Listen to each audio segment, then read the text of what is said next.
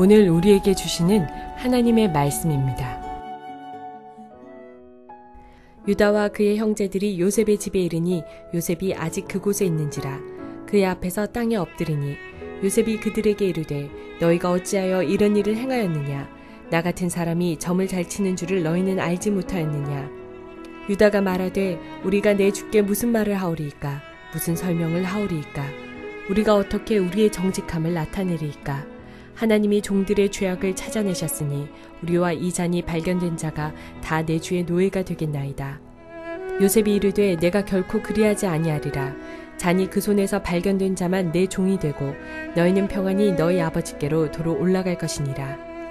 유다가 그에게 가까이 가서 이르되 내 주여 원하건대 당신의 종에게 내 주의 귀에 한 말씀을 아르게 하소서. 주의 종에게 노하지 마소서. 주는 바로와 같으심이니이다.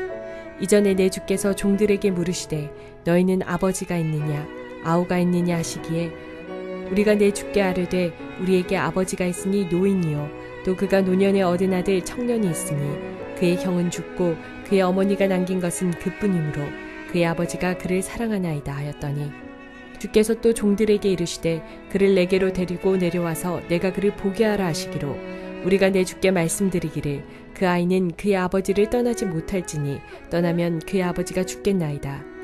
주께서 또 주의 종들에게 말씀하시되 너희 막내 아우가 너희와 함께 내려오지 아니하면 너희가 다시 내 얼굴을 보지 못하리라 하시기로 우리가 주의 종 우리 아버지에게로 도로 올라가서 내 주의 말씀을 그에게 아뢰었나이다. 그 후에 우리 아버지가 다시 가서 곡물을 조금 사오라 하시기로 우리가 이르되 우리가 내려갈 수 없나이다. 우리 막내 아우가 함께 가면 내려가려니와 막내 아우가 우리와 함께 가지 아니하면 그 사람의 얼굴을 볼 수 없음이니이다. 주의 종 우리 아버지가 우리에게 이르되 너희도 알거니와 내 아내가 내게 두 아들을 낳았으나 하나는 내게서 나갔으므로 내가 말하기를 틀림없이 찢겨 죽었다 하고 내가 지금까지 그를 보지 못하거늘 너희가 이 아이도 내게서 데려가려 하니 만일 재해가 그 몸에 미치면 나의 흰머리를 슬퍼하며 솔로 내려가게 하리라 하니 아버지의 생명과 아이의 생명이 서로 하나로 묶여 있거늘 이제 내가 주의 종 우리 아버지에게 돌아갈 때 아이가 우리와 함께 가지 아니하면 아버지가 아이의 없음을 보고 죽으리니 이같이 되면 종들이 주의 종 우리 아버지가 흰 머리로 슬퍼하며 소홀로 내려가게 함이니이다. 주의 종이 내 아버지에게 아이를 담보하기를 내가 이를 아버지께로 데리고 돌아오지 아니하면 영영이 아버지께 죄짐을 지리이다 하였사오니 이제 주의 종으로 그 아이를 대신하여 머물러 있어 내 주의 종이 되게 하시고 그 아이는 그의 형제들과 함께 올려보내소서. 그 아이가 나와 함께 가지 아니하면 내가 어찌 내 아버지에게로 올라갈 수 있으리이까. 두렵건대 재해가 내 아버지에게 미침을 보리이다. 사랑하는 성도 여러분, 평안하셨습니까? 오늘도 주님께서 주시는 말씀과 함께 은혜로운 하루를 살아가시기 바랍니다.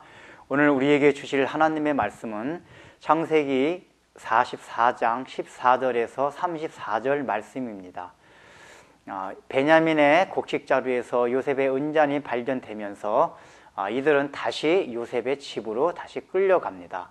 그런데 끌려가는 그들을 향해서 성경은 유다와 그의 형제들이라고 표현하고 있습니다. 이것은 바로 유다가 앞으로 이 모든 일을 해결하는 데 있어서 또 이 형제들 가운데 리더가 된다는 것을, 어떤 장자의 그런 명분을 가지게 된다는 것을 지금 암시해주고 있는 것입니다. 실제로 요셉을 만나서 이제 모든 대화하고 모든 문제를 해결해 나가는 과정의 중심에 유다가 서게 됩니다. 그래서 이들은 어쨌든 요셉의 앞에 다시 서게 되었습니다. 그런데 요셉의 앞에 서게 되었을 때 유다가 요셉을 보고 한 첫 말이 굉장히 중요합니다. 하나님이 우리의 죄악들을 적발하였사오니 라고 얘기를 하고 있습니다. 지금 베냐민 곡식자루에서 은잔이 나왔습니다. 이들 생각에는 이 은잔이 분명히 베냐민이 넣지는 않았을 거고, 또 누군가 요셉이 넣었든지 아니면 다른 사람이 몰래 넣었든지 아마 여러 가지 추측을 했을 것입니다. 그럼에도 불구하고 어떤 인간적인 힘에 의해서, 어떤 사람에 의해서 이렇게 된 것이 아니라 하나님에 의해서 그 죄악이 적발하였다고 지금 유다가 표현하고 있습니다. 이것이 무엇을 말합니까? 지금 유다와 그의 형제들 사이에서는 자기네 삶과 인생 가운데 하나님이 개입하시고 하나님의 주권적인 어떤 사역을 하고 있다는 것을 느끼고 있다는 얘기입니다. 지금까지 이 요셉의 형제들이 하는 얘기를 들어보면 하나님에 관한 얘기가 한 번도 없었습니다. 근데 처음으로 하나님을 언급하고 있는 것입니다.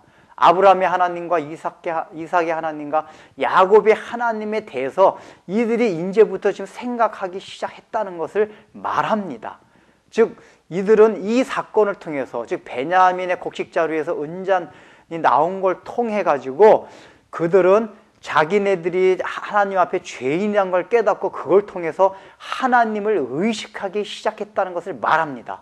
또한 하나님을 의식하기 시작했다는 것은 지금 자기네 삶 가운데 일어나는 모든 일들이 우연히 일어나거나 어떤 인간의 힘에 의해서 일어나는 것이 아니라 그것이 하나님의 주권적인 그런 사역과 섭리에 의해서 일어나고 있다는 것을 이들이 지금 생각하기 시작한 것을 말합니다.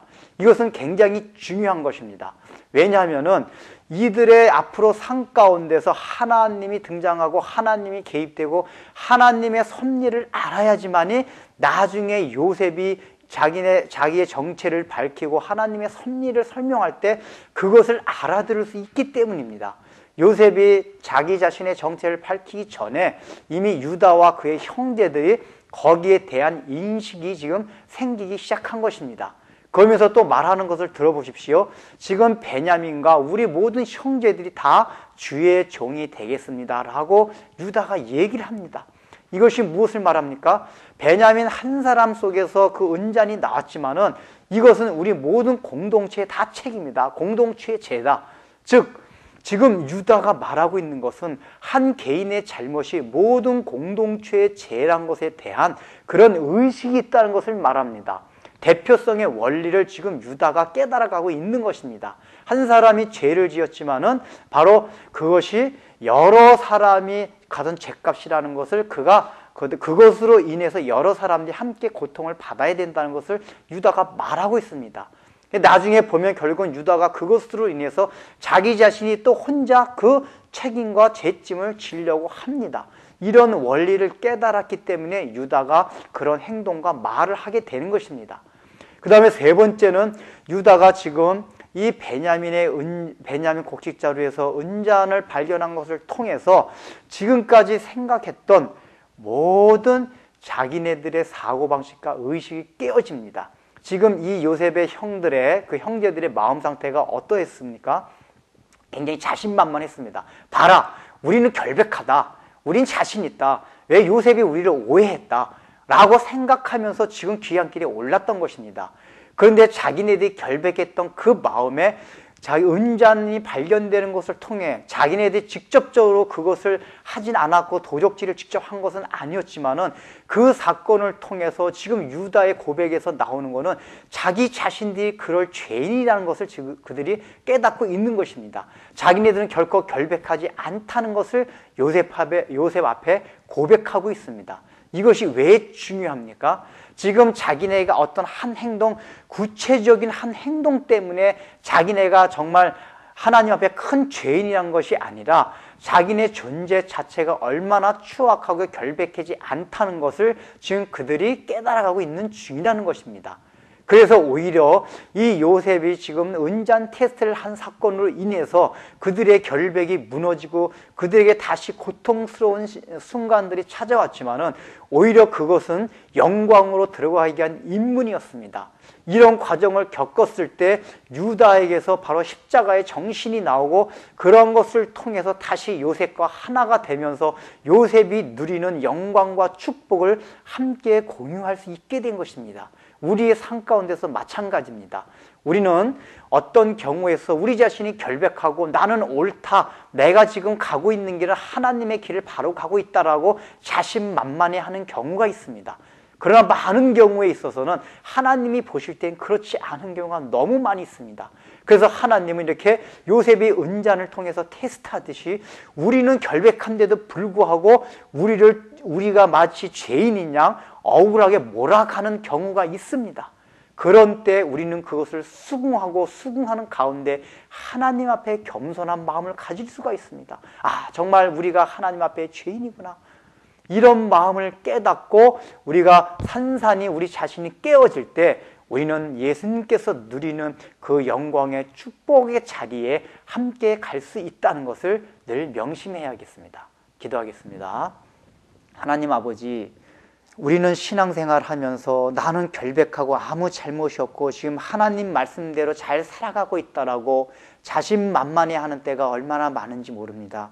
그러나 하나님 편에서 볼 때 그것이 얼마나 잘못되고 우리의 삶 자체가 하나님 보시기에 너무 부족한 것이 많은 때가 많음에도 불구하고 우리 스스로 그렇게 생각하는 경우가 많이 있사오니 하나님 아버지, 지금 요셉의 형들이 자기네들이 비록 실제적으로 도적질을 하지는 않았지만은 요셉의 탓을 통해서 요셉이 그렇게 함정을 파놓은 걸 통해서 그들이 오히려 자신이 결백하지 않다는 것을, 이것이 하나님으로부터 왔다는 것을 깨달았듯이 우리의 삶 가운데서도 우리 자신이 결코 결백한 존재들이 아니요 하나님 앞에 옳은 존재들이 아니요 늘 하나님 앞에 죄인이요 늘 하나님 앞에 부족하다는 것을 깨달으면서 겸손한 마음으로 우리 주위에 주어지는 모든 환경과 상황들이 참으로 하나님께서 우리에게 주시는 환경과 상황이라는 것을 생각하며 혹시 억울한 일을 당한다 해도 그것 때문에 억울해할 것이 아니라 그것을 통해서 하나님께서 나에게 가르쳐 주시고자 하는 것이